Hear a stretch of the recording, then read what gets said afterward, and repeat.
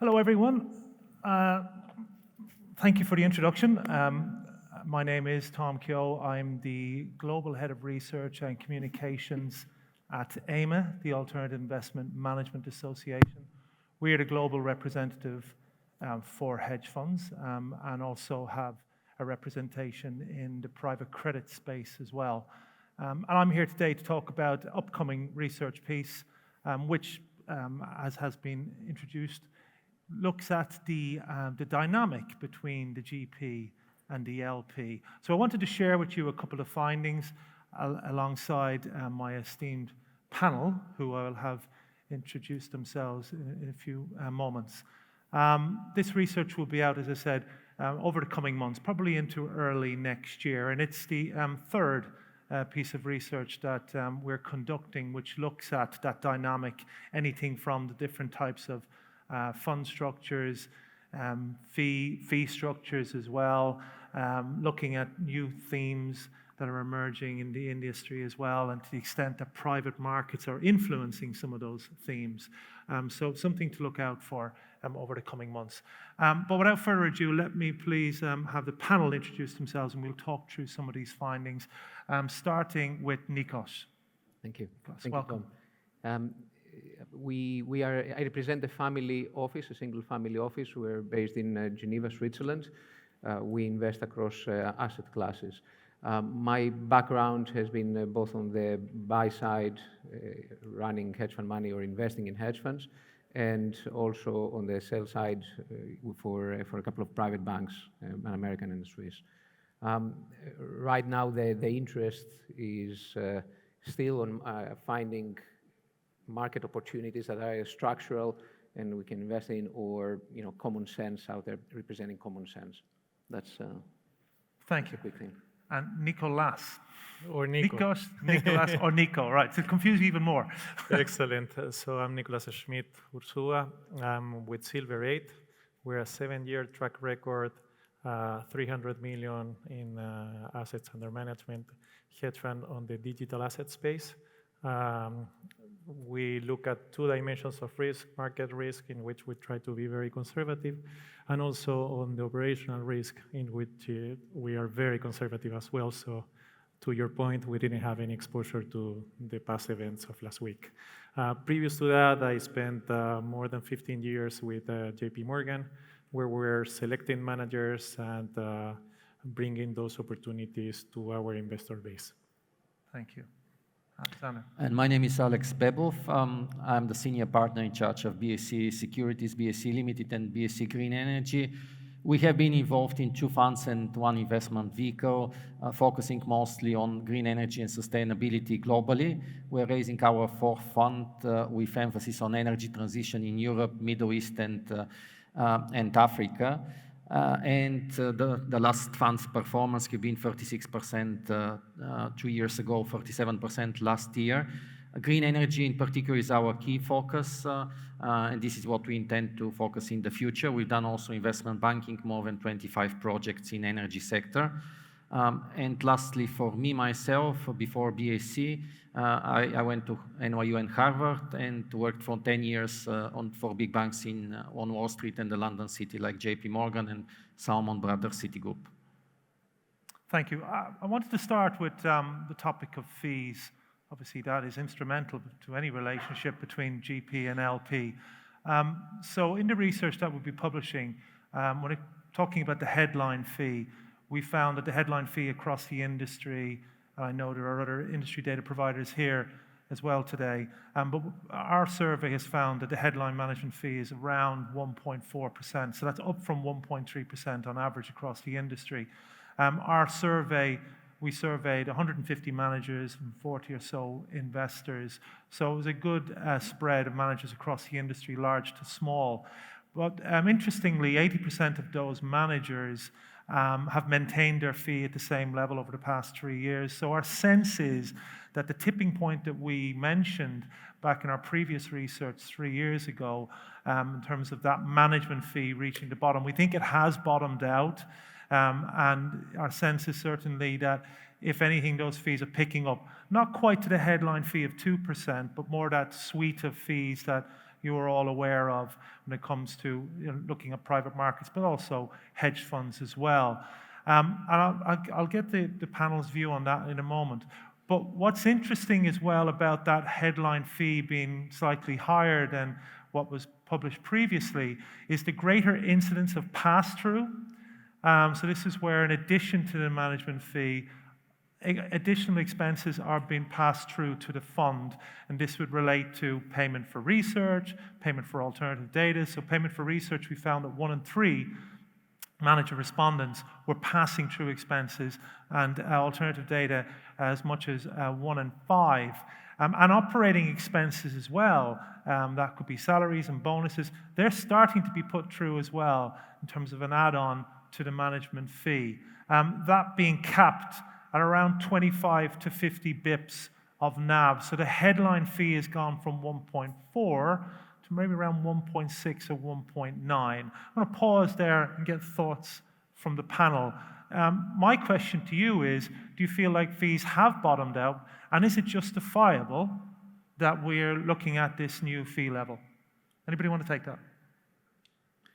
So I can go. I think we saw it in the previous panels. Capital formation is a tough job, a very tough job, especially if you're not performing.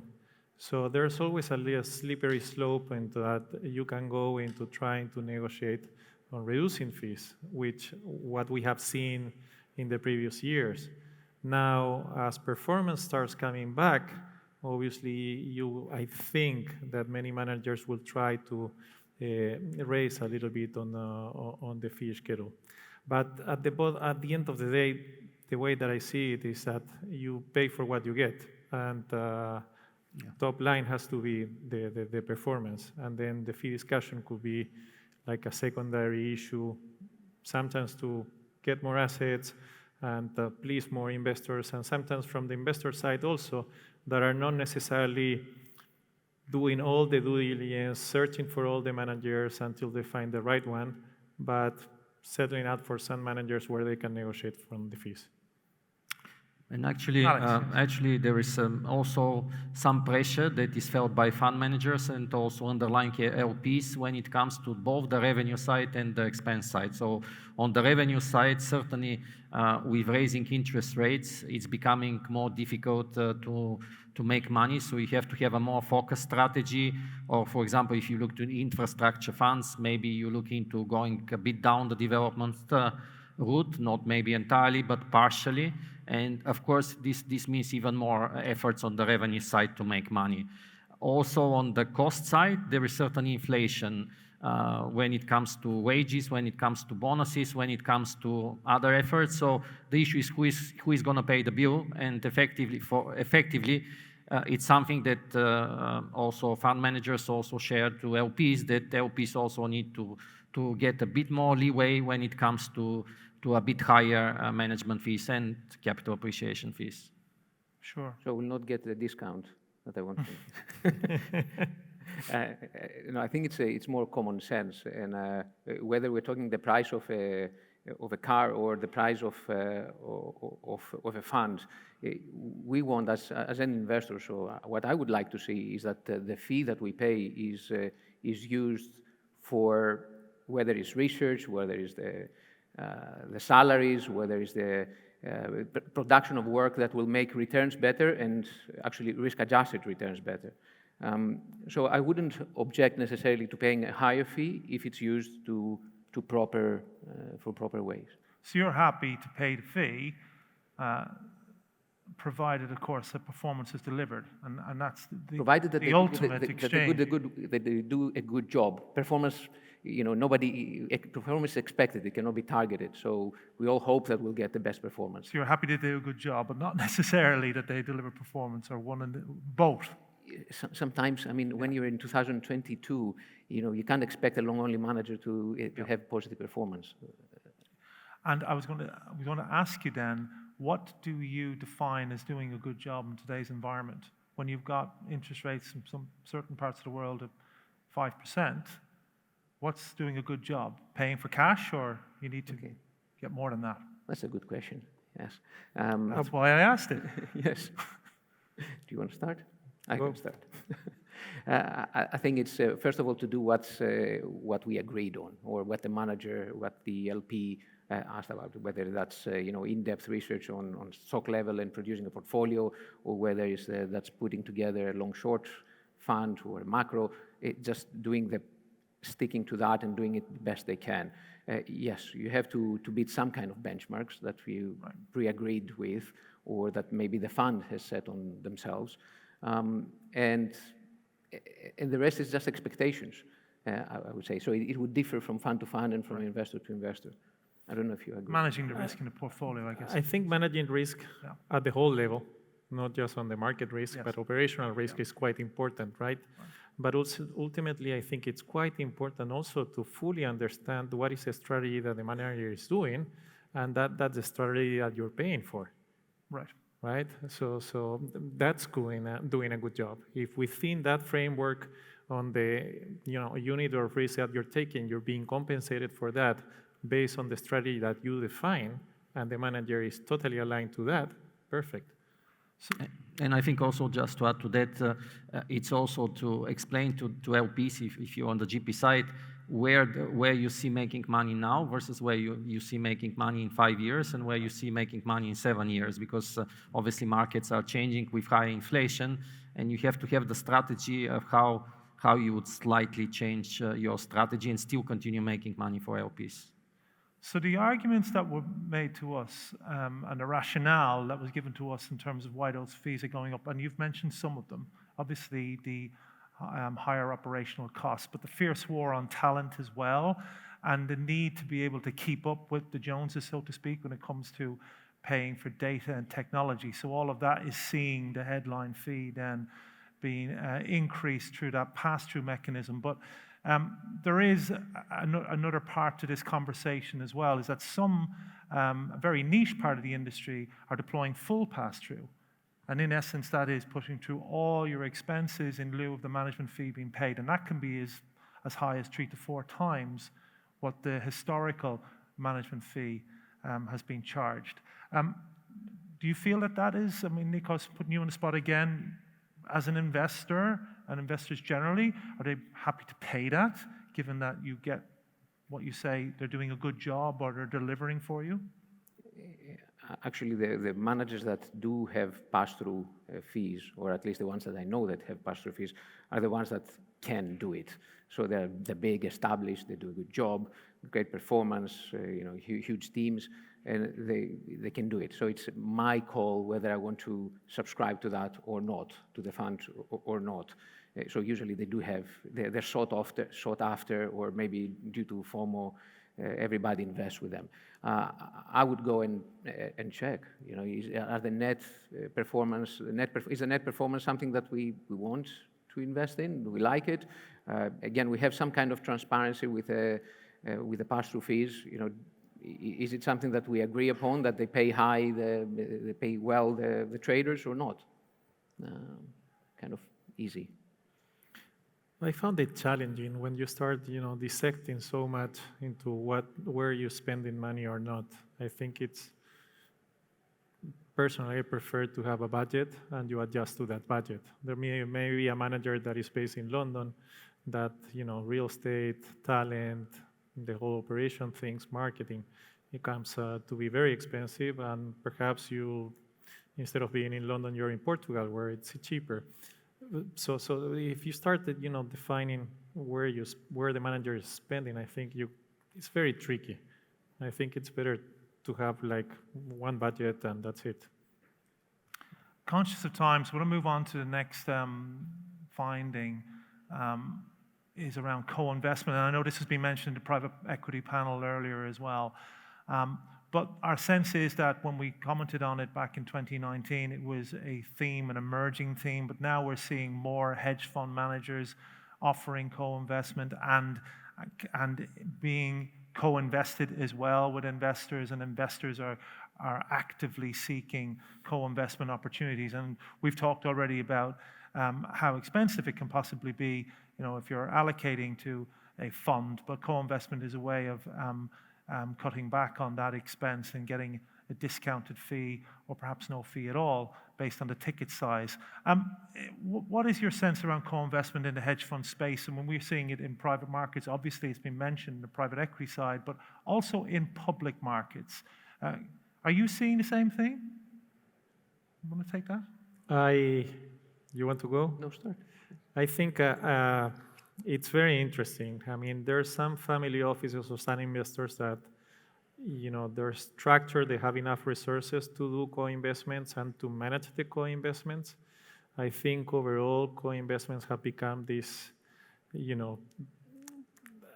additional salt into this creating excitement onto the investor that is participating in something quite unique, clubby, and there is an angst for participating, but ultimately disrupts the portfolio discipline and the portfolio management.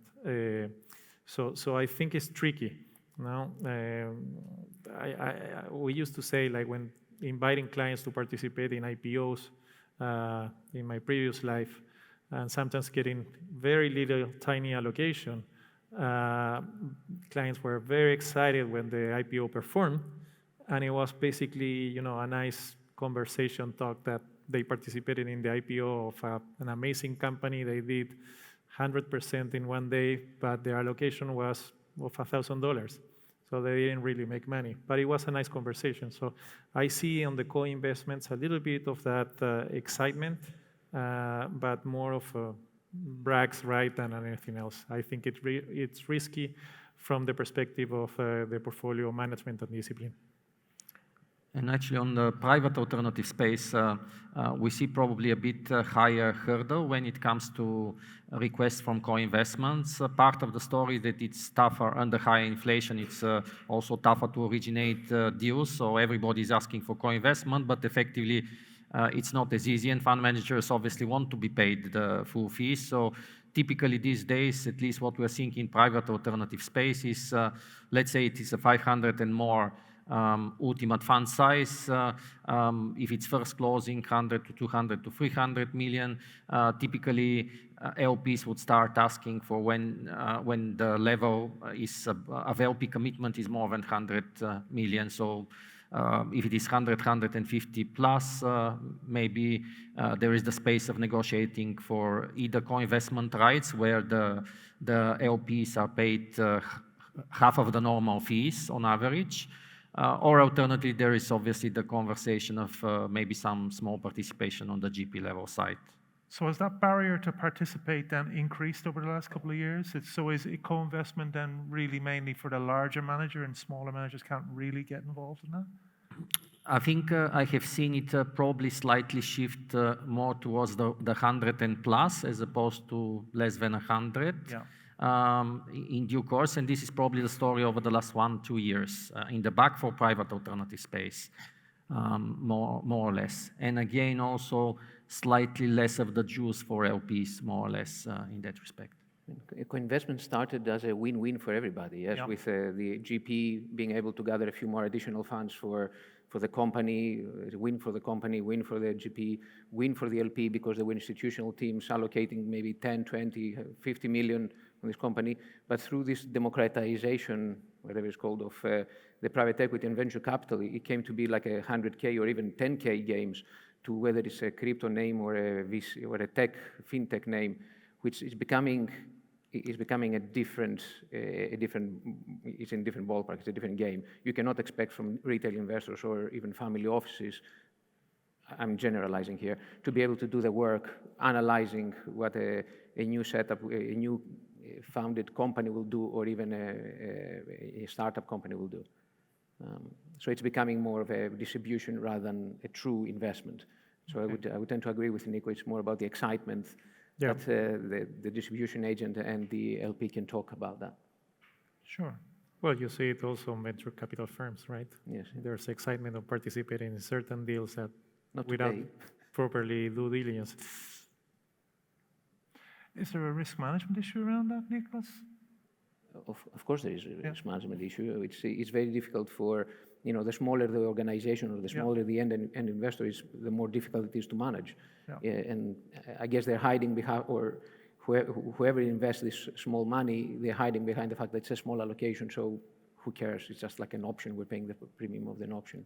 Yeah. No, our sense is from the research is that smaller managers are not really doing it at all. And we define smaller managers as managers that are running less than $1 billion in assets under management, whereas the larger managers are actively engaged. We've got half of all larger managers doing so and 70% of investors seeking opportunities. So again, what you're telling me, Alex, is that ticket size is somewhat prohibitive for the smaller manager to get involved.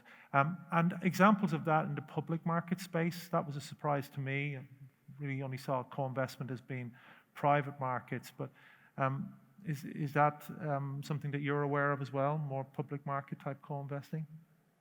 Yes, in particular where there are some big opportunities that the market have high conviction and they want to exceed of the limitations that the portfolio of the fund that they're managing allows them to. So they create side pockets and they invite their investors to participate. So I've seen it quite often. Just moving on then to the third point, because conscious of time, it's on ESG. And when we reported on this back 3 years ago, that was seen as being a real factor in looking to align the interest of the investor and the fund manager. And the survey this year continues to demonstrate that this is still an area of interest. But there is a nuance, certainly when it comes to the thinking around ESG and the approach to incorporating ESG or adapting ESG at both the investor and the manager level. When we spoke to managers over the past month, particularly those outside of Europe, our sense was that, I don't want to call it skepticism, but maybe there was a pause in their thinking around how they could incorporate ESG. There was a feeling that greenwashing is still a big concern, and to the extent that managers are truly able to incorporate ESG and have factors of ESG in their investment process. Climate is certainly something that everybody is aspiring to do, and there is a tangible element to that, but other elements of ESG still is very much being looked into. And investors also, again, depending on where in the world you are, there is that thought process around to what extent, if they do good, they're doing right by their plan in terms of the fiduciary responsibility they have to deliver returns. So my question to you then is this somewhat change of thinking or pause at the moment, is that temporary, or are we likely to see the phenomenon that is ESG and that movement as ESG just continue then after a brief pause? What's your thoughts around that, guys? I actually think that it varies region to region of some of the major regions for LPs, and it's just at different stage. Europe started with the European Green Deal. There are obviously the ESG regulations,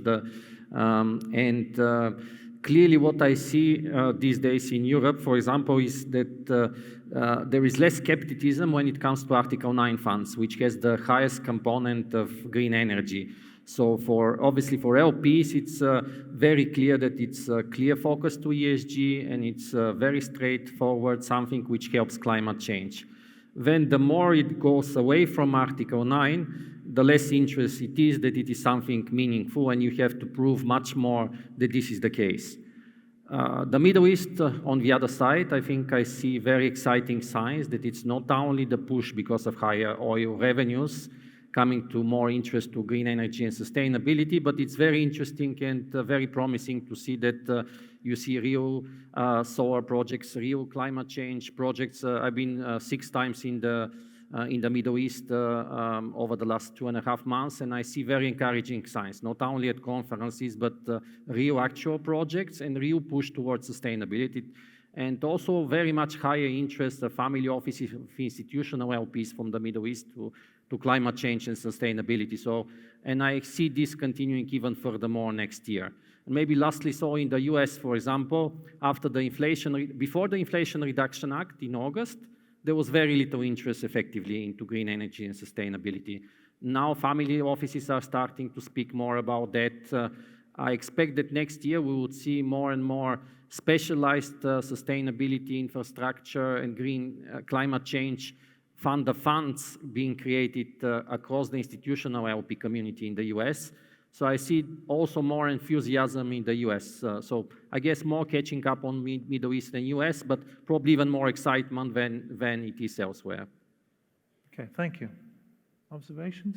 I think I agree with you. I think the E and S component, it's quite of a focus. The G component, it's been a little bit more of a challenge. Nikos, you're very much in favor of... We live in a world where our compensation is linked directly to how much we sell. Whatever business we do is how much we sell, what revenues we make. We live in a world where the main component of our how good a country is, or how good are we faring, is GDP growth, and GDP is directly consuming. You cannot, both these things, they do not tie with either E, S, or G. It's very difficult to tie them up. If we look, all of us, wherever we come from 30 years ago, we were not consuming that much. We were happy to have something older, to eat just one chocolate, not 10 chocolates, because I like chocolate, whatever. So it's very difficult to tie this thing. So it's a fight. Yes, we are pro-ESG, but you have to think of it outside your normal job, in a sense. Think of it as something bigger. Conscious of time, the clock is winking at us. But I mean, I guess what I wanted to get from you all is that you can understand the view that some might have in terms of that approach to ESG, in terms of that fiduciary responsibility, and that still needs to be squared off, right, in terms of doing the right thing, but also making sure that you deliver returns. So if you can do it in a sustainable manner, then obviously everybody wins, right? But there is that thought process that has people just think a little bit, maybe, whereas before they might not have done so. Is that fair? Yes. Yeah. I will say like one comment on everything. I mean, it's super important, the alignment of the manager with the strategy of the investors. And sometimes we tend to forget that, and like in all the different aspects, from ESG, from performance, from cost. So there's have to be more due diligence and more focus on both sides. Okay. Well, thank you very much, gentlemen. It was good to share with you some of the insights from this research that will be coming out early next year, and it's available on our website at aima.org. That's freely available.